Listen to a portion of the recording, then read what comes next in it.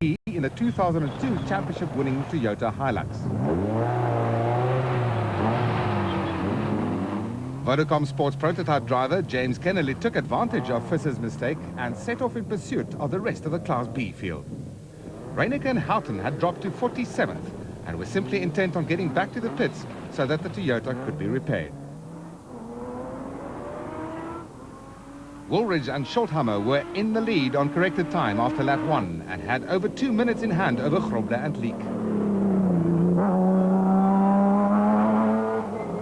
The Ford Ranger hadn't missed a beat and the crew was in top form.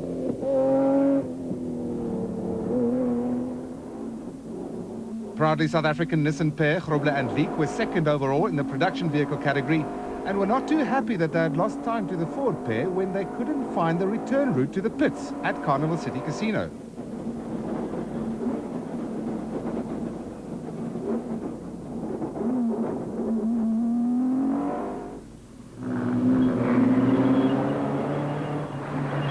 Mark Grenier and Chris Birkin were third overall and the Class E leaders in the Castrol Toyota Hilux 2.7i.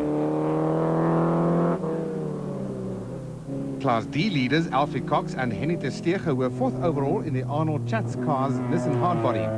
They already had 2 class wins from 2 finishes and a third was within their grasp.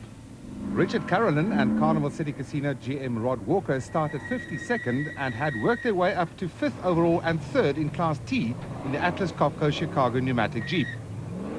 Father and son, Cliff and Louis Weichelt, in the N1 4x4 Toyota Land Cruiser, who were 12th overall and 3rd in Class D on corrected time, were chasing them hard. And so too were Chris Visser and Jaapie Badenhorst in the 6th place Toyota Hilux, which won last year's Class E championship. Castrol Toyota crew Cassie Kutsia and Oki Fourie were 7th overall and 3rd in Class E, while Kutsia Labuschagne and Johan Gerber were 11th overall and 2nd in Class D in the GBS Racing Nissan Hardbody.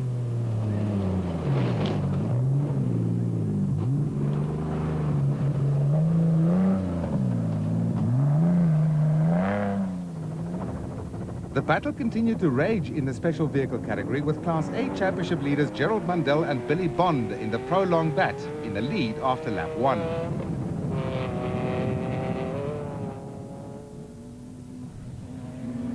Diamond prospectors Lawrence and Gerard du Plessis were 2nd overall and in Class A in the Mobile Jimco and 58 seconds adrift of the leaders, but only 9 seconds ahead of Mark Corbett and Jason Brouwer in the Audi V8-powered Century Property Developments bat.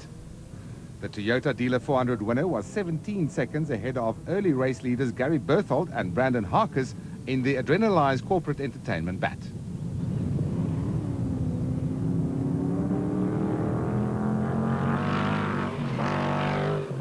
Brothers Glenn and Warren Klaassen were 7th overall and the Class B leaders in the Radflow Zarco Light, while Nardus Alberts and Colin Hunter held down 8th and the Class S lead in the Rapsa Raceco.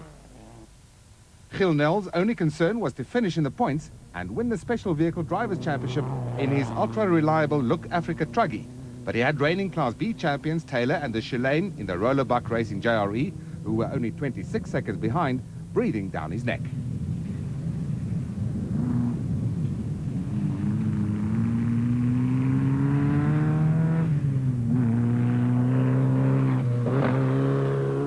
Schilling and Thorne were slowed by a puncture but still going strong and were 2nd in Class S in the Nissan V6-powered Mototech Raceco.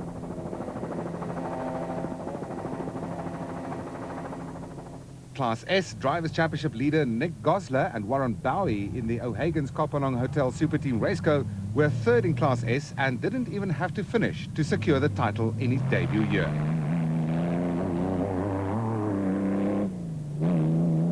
Dealer 400 and Oven Fresh Biscuits 500 winners Atang Makgegenene and Mike Stangel's race came to an early end. And it's missing now too, it's running out of juice already here. Rather be stuck here than be stuck in the field. We run into alternator problems. Batteries are not charging, we're not getting power. And for the past 20 minutes and we decided to stop here at the road crossing to see if we can solve the problem. But it doesn't look like we're getting any luck.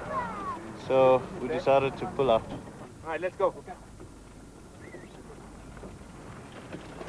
It was a sad end to a frustrating season in which they only completed 2 of the 8 races, which they happened to win. The Carnival City Casino 400 provided spectators with ample opportunities to see the action, and companies such as championship sponsor ABSA took full advantage of these opportunities to entertain a number of guests. Grobler and Leek never failed to please the fans. Despite being the first vehicle on the road, they were actually 6th in the overall standings and 2nd in the production vehicle category.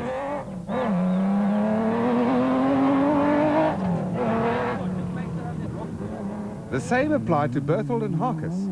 They may have been the first special vehicle on the road, but were in fact 2nd overall and trailing new leaders Lawrence and Gerard du Plessis by just over a minute.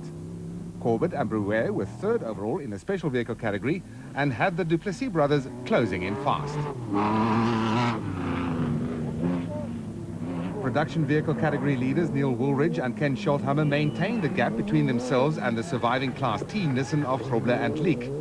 The Team Ford Racing Ranger was standing up well to the punishment on an event that had already claimed almost 50% of the field on lap 1. Mundell and Bond had dropped back down the field after a rear brake caliper on the prolonged bat broke off, forcing them to complete lap 2 with only front brakes.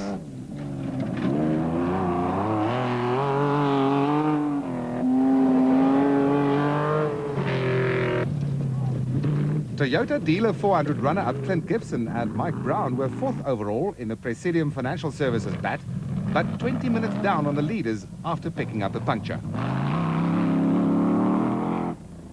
There was no stopping Nardus Alberts and Colin Hunter, who were the runaway leaders in Class S and 9th overall in the Rapsar race code.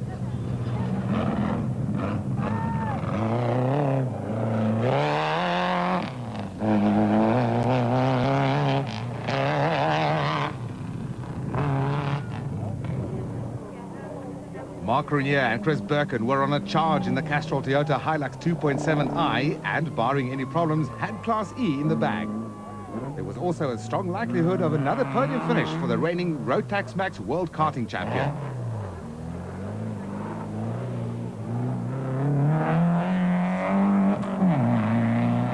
Cox and Ter Steege continued their charge and were 4th overall and 1st in Class D. But their luck would finally run out when the engine in the Arnold Chatz car's Nissan hardbody cried enough.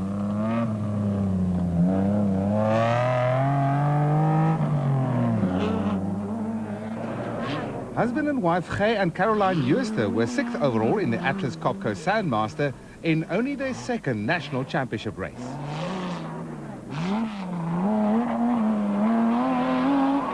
The Klaassen brothers had relinquished the Class B lead to reigning Class B champions Marcus Taylor and Mark de Chalane in the Rollerbuck Racing JRE, who were now just over a minute ahead of Giel Nel. As soon as the heli lands, you must start walking. ABSA guests enjoyed a bird's eye view of the racing action. Kane Farmers, Manfred Schroeder and Jack Peckham were having a good run in the 2nd placed Class E Team Ford Racing Ranger, but it would all come to an end 30 kilometers later when the clutch failed.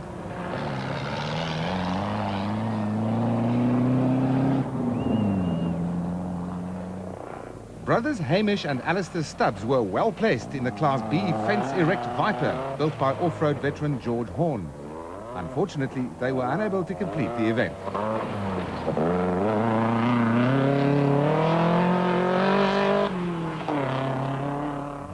Class D contenders Labuschagne and Gerber were 2nd in class and had teammates Hein Grobler and Gerard Prinsloo closing in fast in their GBS Racing Nissan hardbody.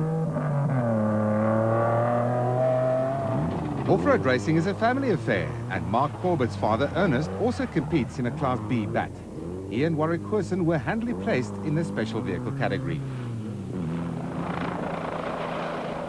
The Jeep, with Scott Abraham now at the wheel and Carolyn in the navigator seat, was 7th overall in the production vehicle category and 3rd in Class T, but this left rear puncture would cost them dearly. The wheel spanner on board did not fit the wheel nuts, and they lost 40 minutes trying whatever means at their disposal to get the wheel off. Reinecker and Houghton stopped in the pits after lap 1 to have the rear differential repaired and were now back in the race and making their way through the field. Roy Slubber and Gerard Victor needed a little nudge to get them to move over for the Castrol Toyota Land Cruiser.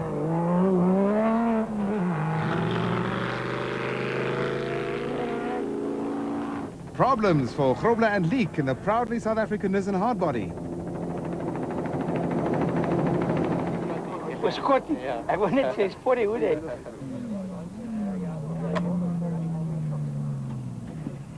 We've shared some bolts on the steering rack, about 50 kilos back, and there was only one bolt holding it up to here, and then the last one broke on a jump here. So we just stopped to have a look, and we decided to pull out. We certainly had better days, that's for sure, but after 14 straight victories on the trot, you know, I think the party's got to come to an end, and today was where it was going to be. The battle for the overall lead in the special vehicle category continued unabated. The Duplessis brothers stormed past Berthold and Harkus, and they were now 93 seconds ahead on corrected time.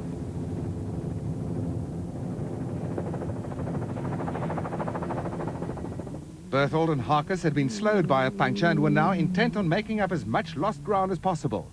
They couldn't afford to let up their pace for 1 second because arch rivals Corbett and Brouwer were only 16 seconds behind them. 29-year-old Corbett has been racing for 7 years, during which time he has won a number of events, including the Roof of Africa and the Toyota 1000 in the Jimco, now being campaigned by Nashua Mobile Racing crew Terence Marsh and Trevor Ayer. Clint Gibson and Mike Brown were third overall in the special vehicle category and in Class A, and over 20 minutes behind the leaders with just over a lap to go.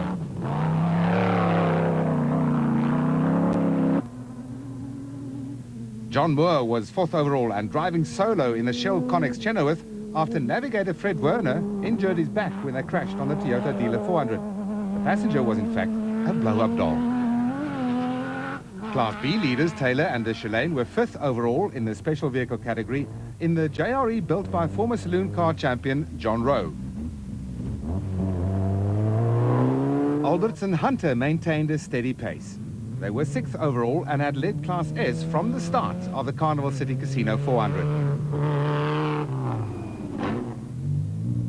Newcomers Downey Murray and Andrew Utterson were seventh overall in the Intelligence Bat and were heading for their second finish of the season.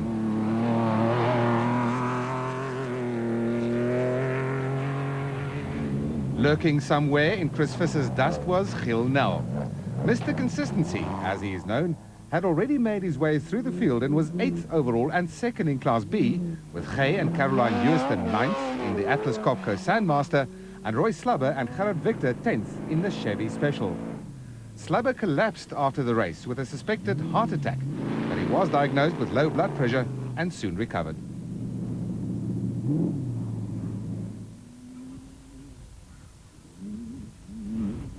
Lawrence and Gerard Duplessis were slowed when a stone broke an oil pipe on the Porsche engine.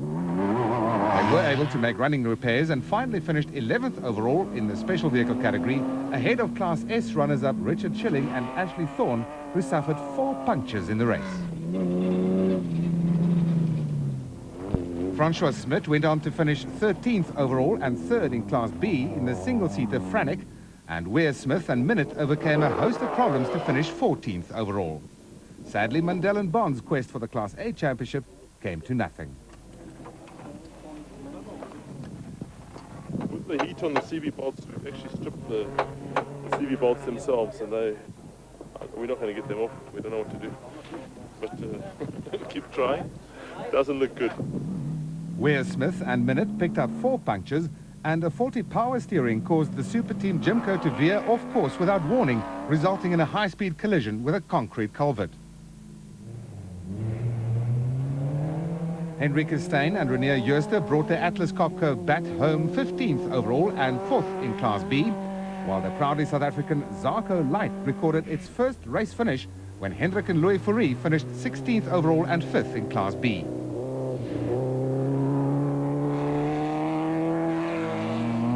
Gary Goldschmidt was one of only 7 of the 23 Class B starters to survive the Carnival City Casino 400 and finished 17th overall with Derek and Peter DeWitt 18th in the Industrial Hardware Orca. 18 of the 39 special vehicle starters survived the grueling event. The The long overdue victory for Team Ford racing pair Neil Woolridge and Ken Schultheimer was a foregone conclusion in the closing stages of the race.